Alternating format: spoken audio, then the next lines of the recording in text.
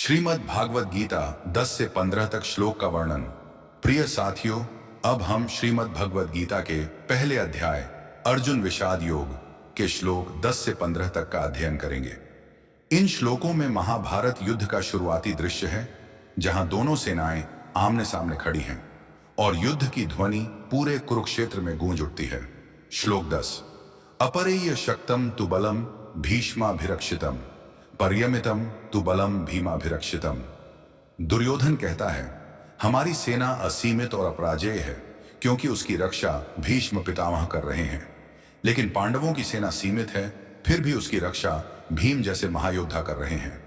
सीख: अगर पक्ष अधर्म का हो तो बड़ी से बड़ी ताकत भी कमजोर लगती है, और अगर पक्ष धर्म का हो तो छोटी सी ताकत भी बहुत बड़ी दिखाई देती है। श्लोक 11। अयनेषु च सर्वेषु यथा भागम वस्थिता भीष्ममेवाभिरक्षन्तु भवन्तः सर्व एव हि।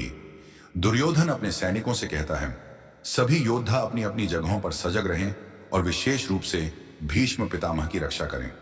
सीख: जब किसी सेना का भरोसा सिर्फ एक ही योद्धा पर हो तो समझ लो उसकी नींव कमजोर है। जीवन में हमें एक व्यक्ति नहीं बल्कि पूरे दल का सहयोगी बनना चाहिए। श्लोक 12। तस्य संजनयन हर्षम कुरुवृद्धः पितामह सिंहनादम विनद्योच्चय शंखम दद्मो प्रतापवान। जब भीष्म पितामह ने यह सुना तो उन्होंने सिंह की तरह गर्जना की और अपने शंख से जोरदार ध्वनि की।